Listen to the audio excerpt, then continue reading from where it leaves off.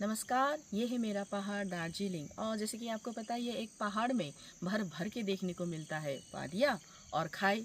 खाई से मुझे याद आया, आजकल ये क्या ट्रेंड चल रखा है टूरिज्म में कि अपने पार्टनर को पहाड़ घुमाने ले जाओ और धक्का दे दो। ये स्पेशली ये रायता फैला रखा है हनीमून कपल्स ने।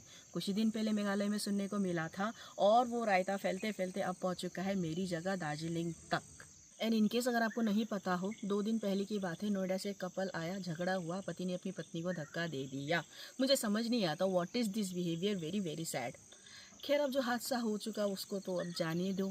बट मेरा मैसेज एंड कंसर्न है उन आने वाली हनीमून पीढ़ियों के लिए। उनको मैं मोदी जी के वो शब्द याद दिला दो।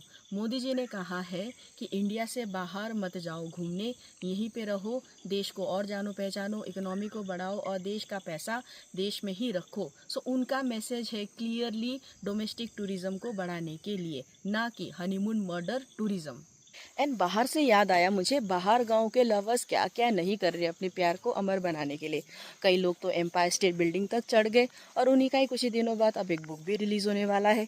शायद आप लोग एक बार को इन वीडियोस को सीरियसली ना लो, लेकिन जो एक बार को ब्लैक एंड वाइट में छप गया ना, तो वो अमर है। तो आप फर्क देख रहे हैं उनमें हमें क्या है। वो लोग काम कर रहे हैं अपने प्यार को अमर बनाने के लिए, ना कि खुद मर के मार के अमर होने की कोशिश कर रहे हैं। इसीलिए मैं रिक्वेस्ट कर रही हूँ उन सारे हनीमून जनताओं को कि प्लीज़ आप मोदी जी के मैसेज को गलत इंटरप्रेट मत करो और गलत रास्ता मत चुनो। नहीं तो अगर ये ट्रेंड चलता रहा ना, तो पता है क्या होगा, आप परिणाम सोच भी नहीं सकते।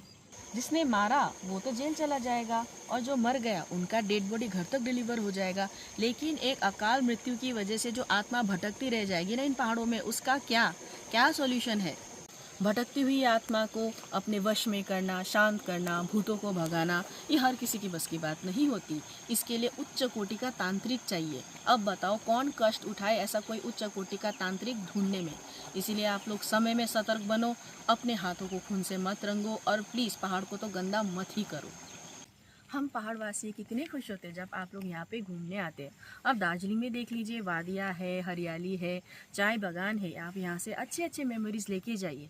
एंड मैं तो कामना करती हूँ आपकी फैमिली फले फूले बड़े, बच्चे हो वो बच्चों के साथ आप फिर से वापस आइए घूमने के लिए। एंड वे बच्चे मुझे दीदी, आंटी, चाची, मौसी, बुआ, फलाना ढिमकाना, कोई सा भी नाम से पुकारे, लेकिन इस प्रकार का जान पहचान बढ़े, प्यार बढ़े, क्योंकि हम इंसान हैं तो इंसानियत का ही आदान प्रदान हो, ना कि आप यहाँ पे हनीमून मर्डर प्लानिंग प्लॉटिंग करो और हर वादियाँ, हर खाए, हर घुमतियों में यहाँ पे आपकी आत्मा भटकती रहे और पहाड़ वासियों का जीना हराम हो।